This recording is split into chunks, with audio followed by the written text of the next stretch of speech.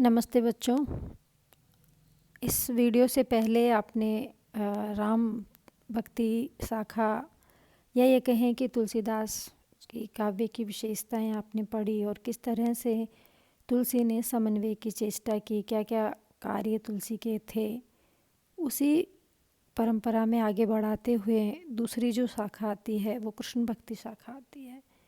और कृष्ण भक्ति जो है वो हिंदी कृष्ण भक्ति साहित्य की रचना संस्कृत, प्राकृत और अपभ्रंश के कृष्ण संबंधी काव्य की पहले ही रचना काफ़ी हो चुकी थी और उसके साथ साथ कृष्ण भक्त संप्रदाय की प्रतिष्ठा भी हो चुकी थी। इस तरह से जो कृष्ण काव्य आया वो उसका जो इस तरह से कहें कि हम मौलिक रूप से कृष्ण काव्य की उद्भावना नई हिंदी साहित्य में आई हो, ऐसा नहीं है।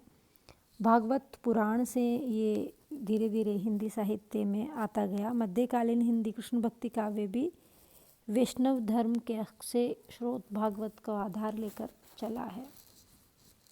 अब भागवत में कृष्ण के साथ प्रेम करने वाली जो इसमें है राधा, उसका कोई उल्लेख नहीं है। उसमें राधा का कहीं कोई नाम उल्लेख नहीं है, जबकि सूरदास आदि कवियों ने राधा की कल्पना, राधा एक गोपी का एक वर्णन है और इस रूप में वो प्रणय लीलाएं करते हैं।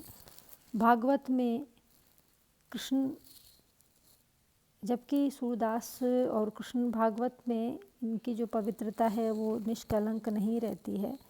भागवत में गोपियों के प्रेम के, कृष्ण के अनुपस्थिति में बलराम उनसे रास रंग करते हैं, तो जयदेव और विद्यापति यहाँ पर आधार लेते हुए ये भी हम कल्पना शक्ति से ये कहे कि कल्पना शक्ति से काम लिया गया है राधा और कृष्ण के प्रेम के वर्णन में।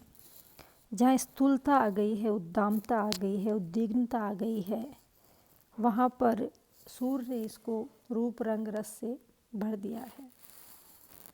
हिंदी कृष्ण काव्य में एक ही रस है और वह है ब्रज रस या भक्ति रस। इस दृष्टि से साहित्य में रस का पूर्ण परिपाक हुआ है। यदि शास्त्रीय शब्दावली में हम कहें तो चाहे वात्सल्य रस हो, चाहे श्रृंगार रस हो, भले ही इन रसों का संचारी भावों का पृथक पृथक रूप से विन्यास न हुआ हो, पर इससे कोई फर्क नहीं पड़ता। रस की दृष्टि से कृष्ण साहित्य अत्यंत भव्य बन पड़ा है। और एक तरह से सूर और मीरा ने निर्वेद का चित्रण भी हुआ है। कुछ अन्य कवियों ने भी संसार में माया, भ्रम, अविद्या आदि का इन्होंने वर्णन किया है। प्राय सभी कृष्ण भक्त कवि संसार को त्याग कर कम से कम मानसिक संन्यास का संकल्प लेकर अपनी साधना में प्रवृत्त हुए थे। सामूहिक रूप से कृष्ण भक्ति साहित्य में निर्वेद की भावना कोई प्रत्यक्ष महत्व नहीं दिया गया। भक्ति में दैन्य भावना का पाया जाना आवश्यक होता है। सूर के जो पहले के पद हैं, प्रारंभिक पद हैं, उनमें ये भावना हमें मिलती है।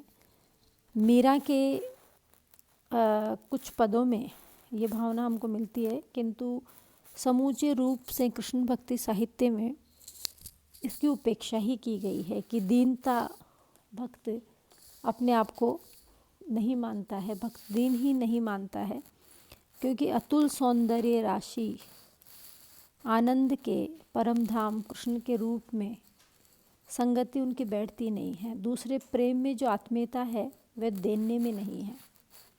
इसलिए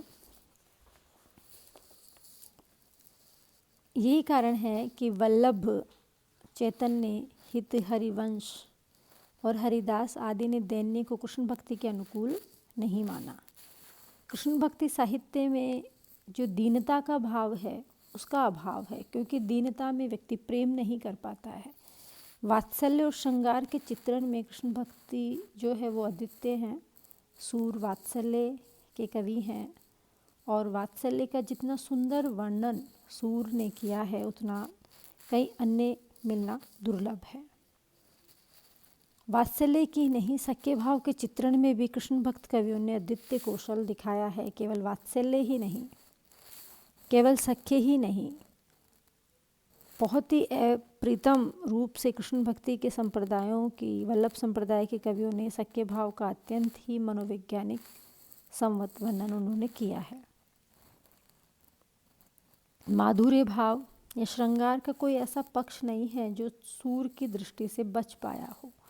जहाँ हम कृष्ण भक्ति शाखा की बात करते हैं वहाँ पे हमें सूर को याद रखना ही पड़ेगा। तो एक तरह से आपको मैं ये भी कह सकती हूँ कि सूर की विशेषताएं या कृष्ण भक्ति धारा की विशेषताएं एक ही है।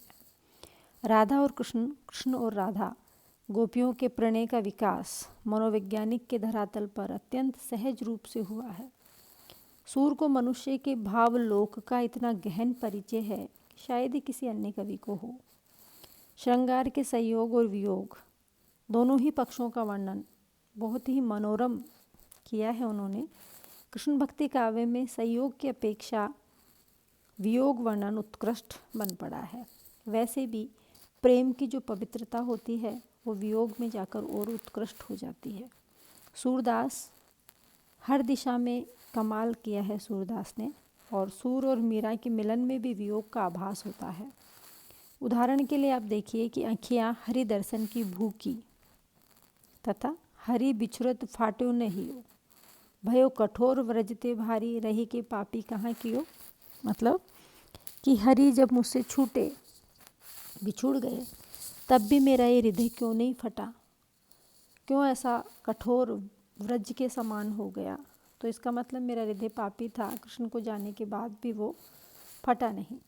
कृष्ण भक्ति के मूल में एकमात्र भगवत रति काम कर रही है, जो कि पात्र के स्वभाव के अनुसार वात्सल्य, सख्य और कांता भाव में परिणित हो जाती है। कृष्ण भक्ति काव्य की ये प्रेम लक्षणा भक्ति वेदी भक्ति से भिन्न है। कृष्ण प्रेम के सामने सामाजिक विधि निषेध, लोक, वेद और शास्त्र की मर्यादा सभी नगण्य हैं, यहाँ तक कि उल्लंघनीय है, जबकि वेदी भक्ति में मर्यादा की सत्ता अक्षुण्ण है। ये ठीक है कि भक्ति श्रद्धा और प्रेम पर आधारित होती है। ध्यान से इस लाइन को आप सुनिए। ये ठीक है कि भक्ति श्रद्धा और प्रेम पर आधारित होती है, और प्रेम वेदी भक्ति में भी उपलब्ध होता है, किंतु हमें याद रखना होगा कि दोनों के प्रेम में आनुपातिक अंतर है। वेदी भक्ति में भगवान के ऐश्वर्य में रूप की प्रधानता रहती है, जबकि प्रेम भक्ति में उसके सौंदर्यमय रूप की। तो जो सूर की भक्ति है वो प्रेमा भक्ति है। वेदी भक्ति में लोक संग्रह की चिंता अधिक रहती है। साधना के क्षेत्र में वेदी भक्ति प्रथम सोपान है, जबकि रागानुराग भक्ति अंतिम सोपान है। कृष्ण भक्ति के सभी संप्रदायों में कांता भाव की भक्ति को अत्यंत महत्व दिया गया है। तो इस तरह से हम बात ये करें कि कृष्ण भक्ति में जो भक्ति भावना है, जो रस है, पात्र और चरित्र चित्रण, राम काव्य के पात्रों के चरित्र में जैसे विविध पक्ष है, वैसे कृष्ण भक्ति काव्य में नहीं है। तुलसी ने राम के संपूर्ण जीवन को प्रबंध काव्य का विषय बनाया, जबकि कृष्ण कवियों ने कृष्ण जीवन के कोमलतम अंशों को ही अपने काव्य का विषय बनाया है, जिसमें प्रेम की बहुविधि झांकियाँ नहीं आ सकी। कृष्ण कथा के नायक श्री कृष्ण में मानव और अति मानव विरोधी तत्वों का सम्मिश्रण है। राम जो तुलसी के राम है वो मर्यादा पुरुषोत्तम है, वो मर्यादा से हटकर कहीं कुछ नहीं करते, जबकि जो कृष्ण है वो नायक है और उनमें मानव के जो दोष हैं, जो गुण हैं, उनका भी परिपाक साथ साथ दिखाया गया है। बाल गोपाल, सांवले सलोने, छलिया कृष्ण है। कृष्ण के साथ संबद्ध पात्र हैं नंद, यशोदा, गोप गोपी, जो कि कृष्ण के प्रति वात्सल्य हैं और सख्य रूप में प्रेम को दर्शाते हैं। इस तरह जो ये भक्त कवियों के उद्धव के माध्यम से बुद्धि और तर्क की जो बात की है, जो उद्धव है वो बुद्धि और तर्क की बात करते हैं कि उद्धव को श्री कृष्ण कहते हैं कि जाओ तुम गोपियों को जाकर ये कह दो कि तुम ज्ञान योग ग्रहण कर लो, अब तुम्हारा कृष्ण बाद में आएंगे या भी नहीं है। तो उद्धव को ही जो असुर की गोपियां हैं वो जवाब देती है कि उद्धव मन नाही 10-20, एक हुतो सु गयो श्याम संग को अवराधेश। कि उद्धव मन कोई 10-20 नहीं होते हैं, हमारा एक मन था जो श्री कृष्ण के साथ चला गया, अब हमारे पास कोई मन है ही नहीं जो हम तुम्हारे ज्ञान की भक्ति को ग्रहण करें, जो हम तुम्हारे निर्गुण को ग्रहण करें। हम तुम्हारे निर्गुण को जानते नहीं हैं उद्धव। तो यहाँ पर आकर बुद्धि ठगी सी रह जाती है, प्रेम के सामने बुद्धि ठगी सी रह जाती है और उनके पास, उद्धव के पास कोई उत्तर नहीं होता और उद्धव जो है वो निरुत्तर हो जाते हैं। इस तरह से यहाँ पे निर्गुण पर सगुण की विजय दिखलाई गई है कि हमारा जो कृष्ण है, उसका रूप है, रंग है, उसकी माँ है, बाप है, वो वहाँ पैदा हुआ है, उसका वो घर है। तुम्हारा निर्गुण कहाँ पैदा हुआ, कैसा दिखता है, उसके माँ का नाम क्या है, उसके पिता कौन है, वो कहाँ का रहने वाला है। तो इस तरह के प्रश्न किए गए हैं जो सूर की गोपियाँ हैं। तो सूर की गोपियाँ निरुत्तर कर देती है उद्धव को।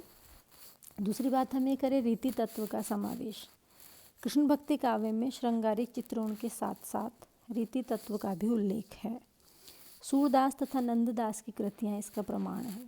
सूरदास की साहित्य लहरी में नायिका भेद, अलंकारों का वर्णन मिलता है, जबकि कुछ आलोचकों ने इसको अलग बताया है। विरह मंजरी में यद्यपि किसी प्रकार के काव्य शास्त्रीय भेदों का तो उल्लेख नहीं है, पर उसमें भी परोक्ष रूप से प्रथम समागम आदि की दशाओं का वर्णन है। दूसरी बात हम करते हैं प्रेम की अलौकिकता।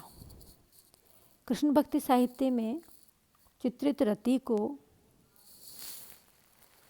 हम श्रृंगार रस से भिन्न मधुर रस की कोटि में रखा है, उसके प्रेम की अलौकिकता घोषित की।